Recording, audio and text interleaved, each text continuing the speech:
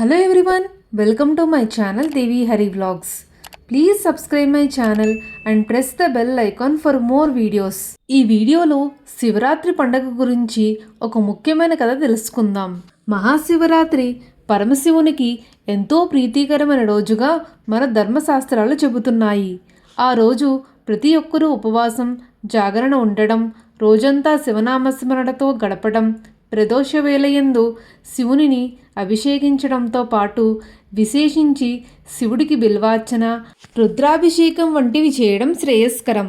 అయితే కేవలం ఇలా ఏదో పూజలు, అభిషేకాలతో శివుడిని అర్చించి మళ్ళీ యథావిధిగా ఆ తర్వాత రోజున జీవితం గడపటమేనా?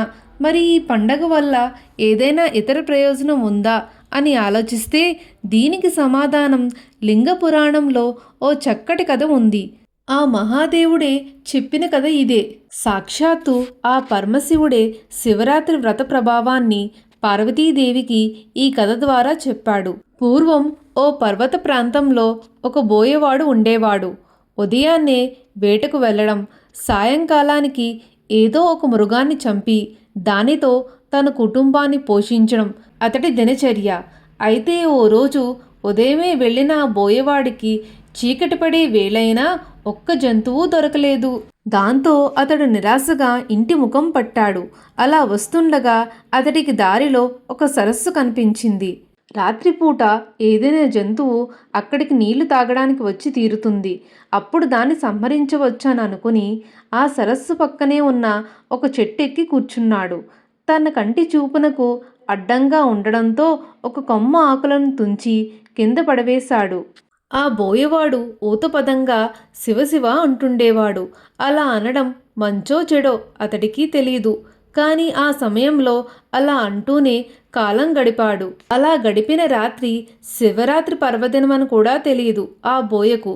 రాత్రివేళ మొదటి జాము గడిచాక ఒక ఆడజింక నీళ్లు తాగేందుకు అటుగా వచ్చింది. దాని మీదకు బాణాన్ని ఎక్కుపెట్టాడు బోయవాడు. అయితే ఆ జింక తాను గర్భం దాల్చానని, తనను చంపటం అధర్మమంటూ వదిలిపెట్టమని ప్రాధేయపడింది.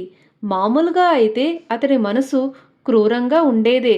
కానీ ఆ జింకను చూడటం, పైగా అది మానవ భాష మాట్లాడేసరికి బోయవాడు దాన్నేం చేయలేకపోయాడు. అలా రెండో జాము కూడా గడిచింది. అప్పుడు ఇంకొక ఆడజింక అటుగా వచ్చింది.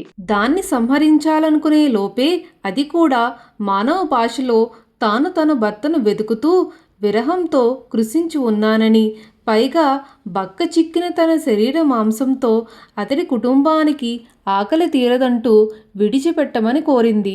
ఒకవేళ మరి కాసేపటి దాకా ఏ జంతువు దొరకకపోతే తానే తిరిగి వస్తానని, అప్పుడు సంహరించమని వేడుకొంది.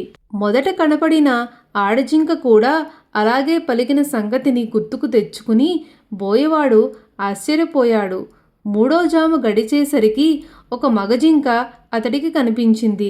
దాన్ని బాణంతో కొడదామని అనుకునేంతలోనే ఆ మగజింక కూడా మానవ భాషలో మాట్లాడింది. రెండు ఆడజింకలు ఇటుగా వచ్చాయా అని బోయనడిగింది. బోయవాడు వచ్చాయని, తనకు ఏ జంతువు దొరకకపోతే ఆహారంగా తామే వస్తామని కూడా తనకు చెప్పినట్లు బోయవాడు మగజింకకు చెప్పాడు. అప్పుడా మగజింక అయితే ఆ రెండు జింకలను ఒకసారి చూసుకుని వస్తానని, అప్పుడు తనను సంహరించమని పలికి వెళ్ళింది. ఇంతలో నాలుగో జాము కూడా గడిచి సూర్యోదయ సమయం దగ్గర పడింది. బోయవాడు తనకు మాటిచ్చి వెళ్ళిన మూడు జింకల కోసం ఎదురు చూస్తూ చెట్టు మీదనే కూర్చున్నాడు. అయితే ఇంతలో మరొక జింక, దాని పిల్ల అటుగా రావడం కనిపించింది.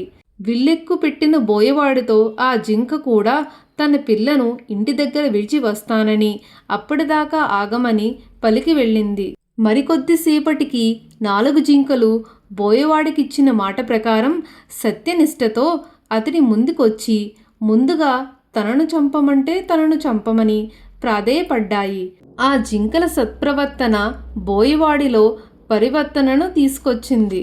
ఆ రాత్రంతా అతడు కూర్చున్నది మారేడు చెట్టు కావటం, అతడు తెలియకుండానే శివశివ అనే ఊతపదంతో శివనామస్మరణ చేయటం, తన చూపునకు అడ్డం వచ్చిన మారేడు దళాలను కోసి కింద పడవేయడం చేశాడు బోయవాడు. ఆ చెట్టు కిందనే ఓ శివలింగం ఏనాటితో ఉంది.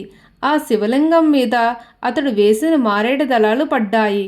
అది మారేడుదల పూజా ఫలితాన్ని ఇచ్చింది. 4వ జాము వరకు మెలుగుతో ఉన్నాడు కనుక జాగరణ ఫలితం కూడా వచ్చింది. క్రూరాత్ముడైనప్పటికీ ఈ పుణ్యకార్యాల వల్ల అతడి మనస్సు నిర్మలమైంది. పైగా జింకల సత్యనిష్ట అతడి మనస్సును పూర్తిగా మార్చింది. శివరాత్రి పర్వదినం అని తెలియకపోయినా అనుకోకుండా ఆ పర్వదినాన్న చేసిన పుణ్యకార్యాల ప్రభావంతో అతడిలో మంచి పరివర్తన కలిగింది. అందుకే హింసను విడనాడాడు. ఆ జింకలు కూడా సత్యనిష్టతో ఉండటంతో పరమేశ్వర అనుగ్రహంతో ఆకాశంలోని మృగశిర నక్షత్రంగా మారాయి. ఆ నక్షత్రానికి వెనుక ఉజ్వలంగా ప్రకాశిస్తూ లుబొద్దక నక్షత్రం అనే పేరున బోయవాడు నిలిచిపోయాడు. హింస చెయ్యాలనుకున్నప్పుడు క్షణకాలం పాటు ఆగి ఆలోచిస్తే మనస్సు దాని నుంచి మరలుతుంది. బోయవాడు జింకలను చంపాలనుకోవటంలో చేసిన కాలయాపన అతడిని చివరికి అహింసా ధర్మాచరణ మూర్తిగా నిలుపగలిగింది. సత్యధర్మ పరాయణులు, అహింసా మార్గాన్ని అనుసరించిన వారు సుస్థిర కీర్తితో నిలిచిపోతారనే ఓ సామాజిక సందేశం ఈ శివరాత్రి కథలో కనిపిస్తుంది. ఇదేనండి శివరాత్రి వ్రత ప్రభావాన్ని పార్వతీదేవికి శివుడు వివరించిన ఓ ముఖ్యమైన కథ. ఈ వీడియో మీకు నచ్చితే మీ ఫ్రెండ్స్ అండ్ మీ ఫ్యామిలీ మెంబర్స్కి షేర్ చేయండి. Please subscribe to Devi Hari vlogs and thank you for watching.